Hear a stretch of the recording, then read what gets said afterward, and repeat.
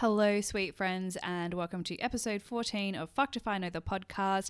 Hope you are enjoying the podcast so far, and if you are, I would be endlessly grateful if you could drop a little review over on iTunes for me. It makes a world of difference getting reviews from you guys and helps more people get exposed to the podcast, so I would love it if you could take the time now to go and send me some love.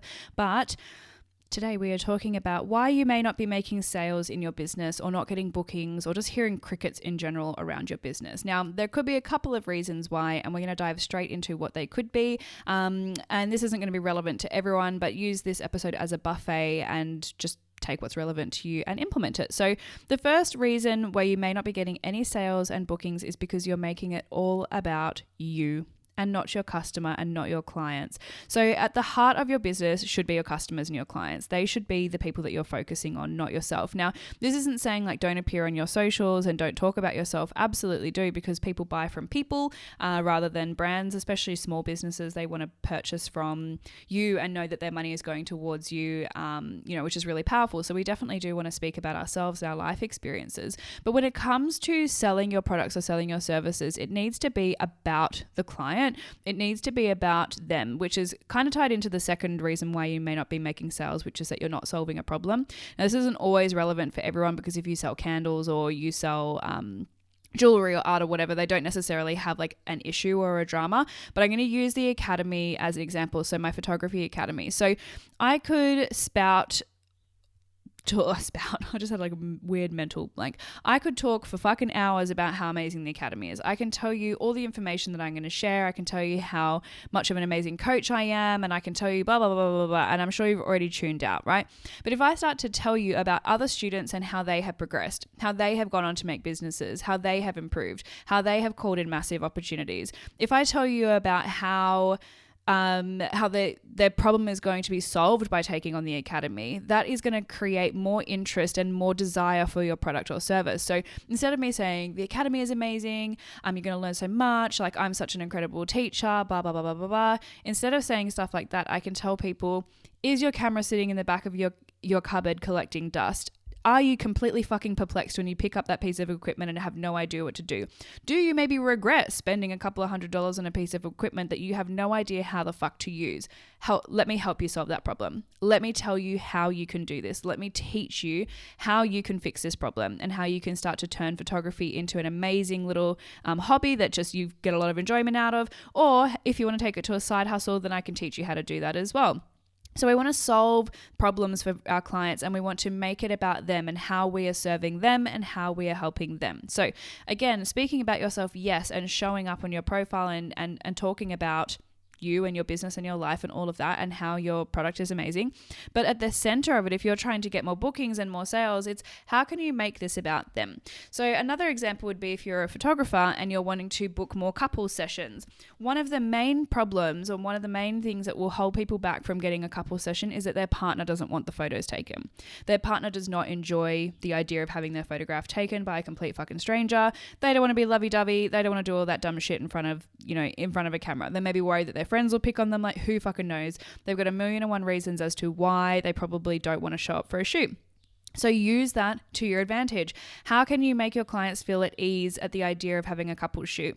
Do you offer to take them out for a drink beforehand? Do you encourage the guys to dress what they want, like to wear what they want to wear, rather than forcing them into outfits that make them feel like a fucking dork? How can you make it about them so that they feel comfortable and they feel reassured in your service, rather than how amazing you are as a photographer? Like, obviously they know, they can see the photos. The girlfriend or the wife are like, oh, they're so amazing, I want them. But the dilemma is the husband or the partner or the boyfriend or whatever. So how can you make it about them and reassure them of your service and reassure them about what you're going to do for them to make them comfortable in that scenario? Another huge thing is with wedding photography, a lot of problems that people experience with wedding photographers is that they overbook themselves, or that they're really bad at communication, or that they're really, really stiff and awkward and they do those really awkward poses. So it's ensuring people that you're a bag of fun and that you're going to make life so easy for them at their wedding. You're going to help them out getting prepped. You're going to be in communication with them every month in the lead up, or whatever it is your service is. And just reassuring the client, again, that it is about them. It's their wedding day. It's their photo shoot. It's their experience with you as a photographer. So just always coming back to how can can you make it about the client? How can you make it about the customer and not always about you? So that was kind of like a two-edged problem there. So the second one that I wanted to speak to you guys about is that you're not solving a problem. So that's kind of goes back into what I was just explaining with any service or product to a degree, is how are you solving a problem for this person? What is it about your service that is going to benefit them? And how can you use that around your marketing language? So as I explained with the academy, it's not me saying I have an amazing academy, you should come join. It's I understand that you're having difficulty with your camera and Lightroom scares the shit out of you. I would love to empower you to use those programs. I would love to make it simple for you. That's another huge selling point in my business, and something that I really wanted to help people with was the simple, like explaining photography in a simple way and showing them how easy it can be and not over fucking complicating it.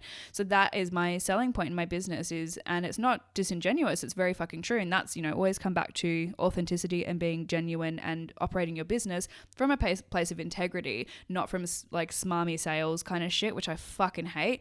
So that's why people get so funny about selling their wares, because they don't want to come across as salesy. But like at the end of the day, you have to sell your business. Like people want to buy things from you, so you have to tell them about it. But there's a way to go about that, and the best way to go about it is to be authentic. And to come back to, what issue are you solving for your client? How are you providing for your client? What does your business offer that another one doesn't? It's a really great one to come back to, is thinking about your competition. And I don't mean competition in a bad way, but other people who are offering similar services, why would they pick you?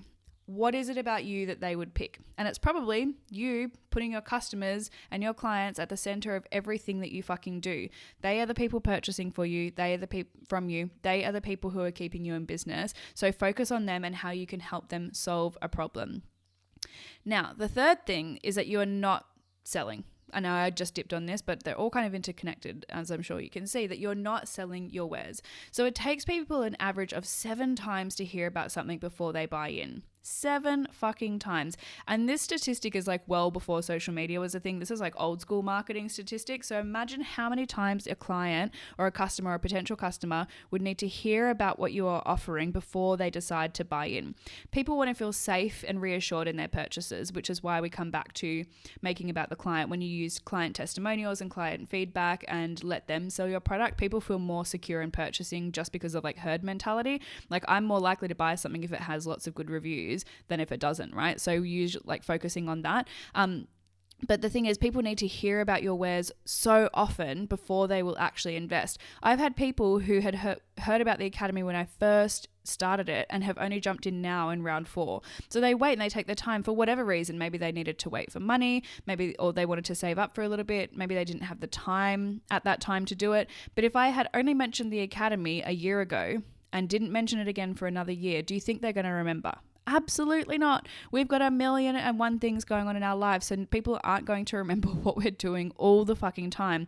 And it's a bit of an ego thing as well, like a bit egotistical to think that your customers know about your offerings and what you're doing at every minute of your life. I even had somebody message me recently asking if I was still living in Australia. Somebody who I speak to a lot. I was like, girl, I've been in Edinburgh for fucking 6 months. So just goes to show that people aren't keeping up with your daily activities every fucking second of the day. So you need to remind them about what you're offering, the services that you provide, when you have a special offering or a discount on, when you're changing your prices or whatever it is that you're doing. You need to remind people about it all of the fucking time. And you need to help them feel safe in their decision to purchase from you by using client feedback, by using previous customers' testimonials and utilizing, consumer-based marketing, essentially. They will sell your products better than you ever will. So really, really focusing on taking care of your clients and just remembering to sell what you offer. If somebody asks you what your prices are, know them off the top of your head so you can tell someone with confidence. That's another, that's a really great point that I hadn't even written down, is selling with confidence and trusting in your service. So say you were to inquire with me as a wedding photographer, you said, hey, Gabby, want to book, I'm not doing weddings anymore anyway, FYI, but hey, Gabby, I want to book you for my wedding. And I'm like, great. How much do you charge, Gabby? two different ways I could respond to that. I could say, cool, so for a full day package, I charge $5,000. That's 12 hours of coverage, including all of your photos edited, around 1,500 in total, delivered in a high resolution online gallery that all your family can access with a password protection. You'll get all of those images within 3 months of the wedding, as well as a 24-hour later preview, so you get to see some sneaky peeks, and all I require is a $500 deposit, and the rest can be paid on the week of the wedding. So I can say that, or someone asks me my wedding prices, and I say, well, I've got a couple of packages, but I've got some cheaper ones. So, you could definitely go if you want less hours, you could have the cheap ones. You'll probably get around maybe about this much, blah, blah, blah, blah. And just not speaking with that confidence does not help your client feel safe in their decision to invest and purchase with you. You need to have absolute fucking confidence in what you do, even if it's for false confidence, even if you're like, I'm not 100% sure about this pricing just yet, but I'm going to give it a fucking crack. People pick up on energy and they will pick up on your confidence. So selling your wares, selling your services and products with confidence and faith and trust in what you're selling. And it's not salesy and gross, because what you are trying to do is offer somebody something amazing. You're offering them the experience of a photo shoot. You're offering them your beautiful handmade jewelry. You're offering them a book that you have written really, really powerful information in, right? You are offering them a course that's going to help them solve a problem that they have. You are not trying to sell drugs to children. I hope you are not. If you are, please stop listening to my podcast and please stop selling drugs to children. But I don't think that is you. So if you are not this person, then you're not selling a bad thing. You are not doing something dodgy. So have faith and have trust in what you sell, and sell it with fucking confidence, and do it often. Remember, 7 times to hear about something, to hear something before you book into it or you buy in. And that is before social media. People are exposed to a lot of stuff on a daily basis. And you never know when they're going to need your service as well. Just like if somebody, say, knew you're an engagement photographer, but they're not engaged right now, your service is not relevant to them. But guess who they're going to think of the second that they get a ring on their finger? It's going to be you, if you're posting about it and telling people about it all of the time. So, quick little wrap up. Make sure that you are making it about your customer and your client and not about you. Ensure that you are solving a problem for them and doing something that will help them and selling to the solving of the problem. Ensure that you are actually selling yourself and telling people all of the time, reminding them that you have something for sale or something on offer, and do it with confidence. I hope you enjoyed the podcast today, guys. Don't forget to go and leave a review on iTunes, or just shoot me a message on Instagram and let me know your biggest takeaways. I really love hearing from you. If you have any topics as well that you would love for me to talk about, feel free to shoot me a message on Insta. I would love to help answer them for you. So thank you so much for listening. Have a lovely day, week, night, wherever you are in the world, and we will chat again soon.